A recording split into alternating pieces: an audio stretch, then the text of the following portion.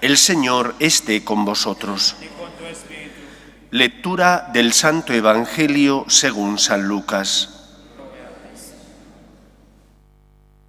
En aquel tiempo dijo uno del público a Jesús: Maestro, dile a mi hermano que reparta conmigo la herencia.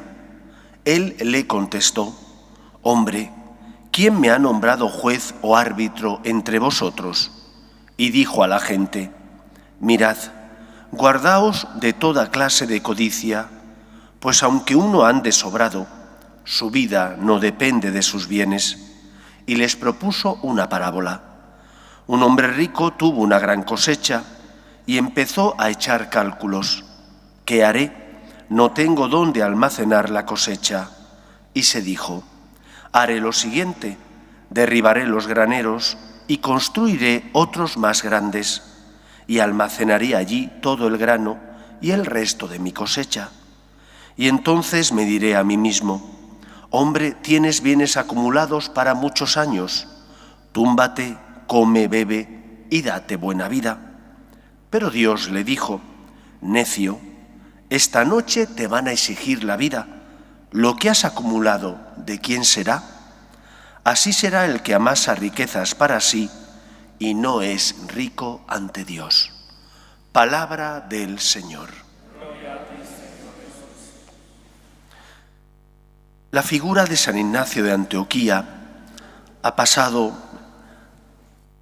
en la historia de la Iglesia como uno de los testimonios más fieles de imitación de Cristo. Él era obispo de Antioquía y después de ser sentenciado a muerte es llevado a Roma, donde morirá pues a manos de las fieras en el Coliseo romano. Las cartas que él escribe mientras va camino de Roma giran en torno a dos grandes puntos. Como iba camino de Roma, iban haciendo distintas paradas en los distintos pueblos o ciudades grandes que había hasta llegar a la ciudad. Y allí se veía con los cristianos, sobre todo con el obispo, que era el que organizaba la vida eclesial, una vida eclesial muy reducida. No es la iglesia que hoy conocemos, sino que era una iglesia de minorías y además una iglesia perseguida. Pues se reunía con el obispo, con los sacerdotes, y todo lo que él les decía giraba en torno a dos ideas. La primera idea, la más importante, la imitación de Cristo. Él les suplicaba que no hicieran nada para evitarle morir como Cristo había muerto derramando su sangre por nosotros, morir él derramando su sangre para imitar a Jesús.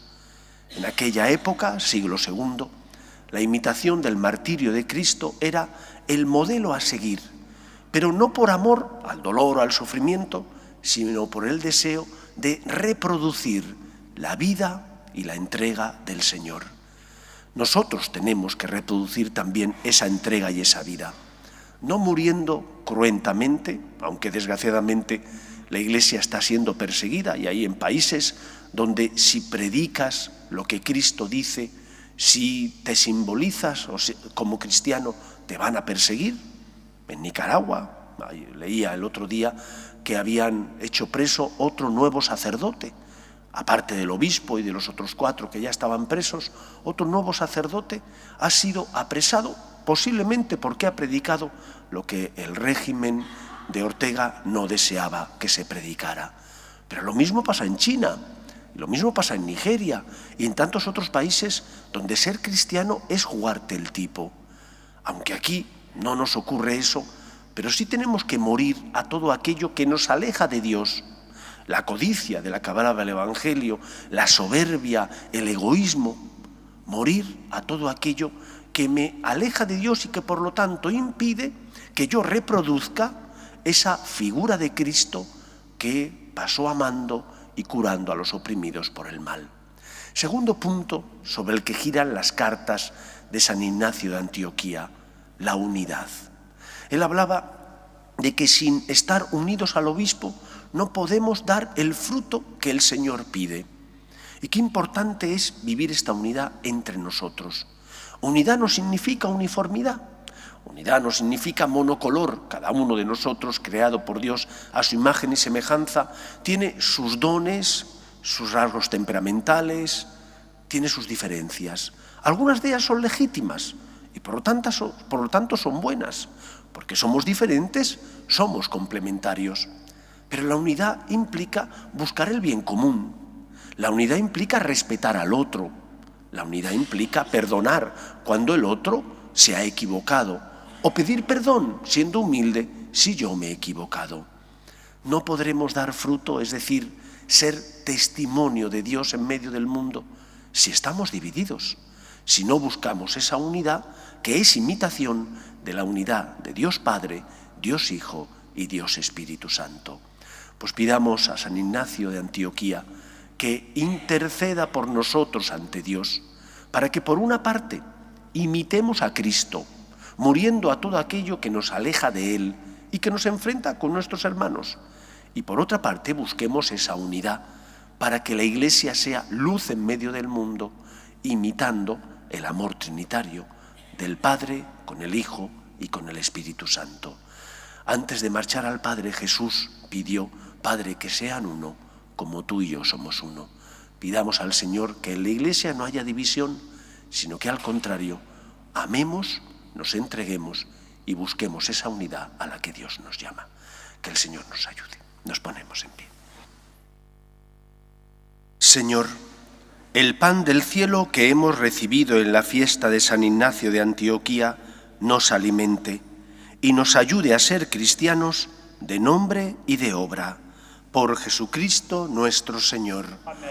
El Señor esté con vosotros Y con tu espíritu. y la bendición de Dios Todopoderoso, Padre, Hijo y Espíritu Santo, descienda sobre vosotros. Amén.